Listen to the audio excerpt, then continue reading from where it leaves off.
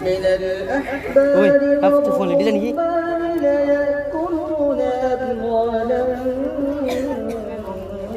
الناس بالباطل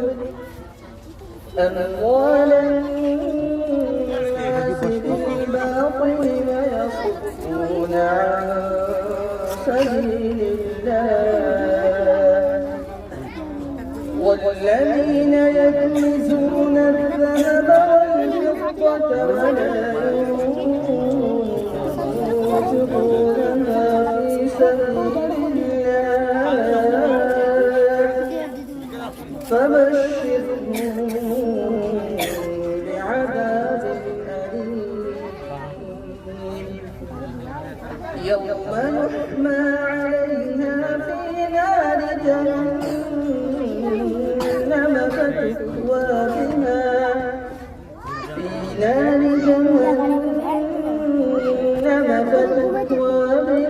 جباههم وجنوبهم وظهورهم هذا ما كنزتم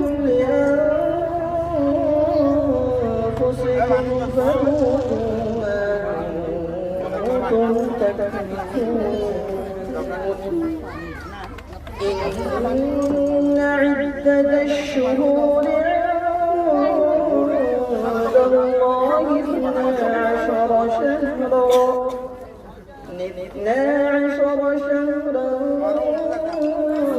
في كتاب الله يوم خلق السماوات والأرض منها أربعة حرم ذلك الدين القيم فلا تظلموا فيهن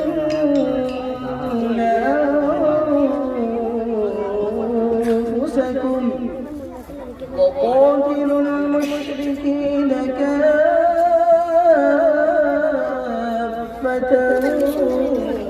كما يقاتلونكم كافة واعلموا أن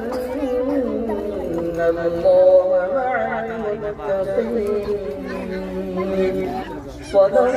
الله العظيم.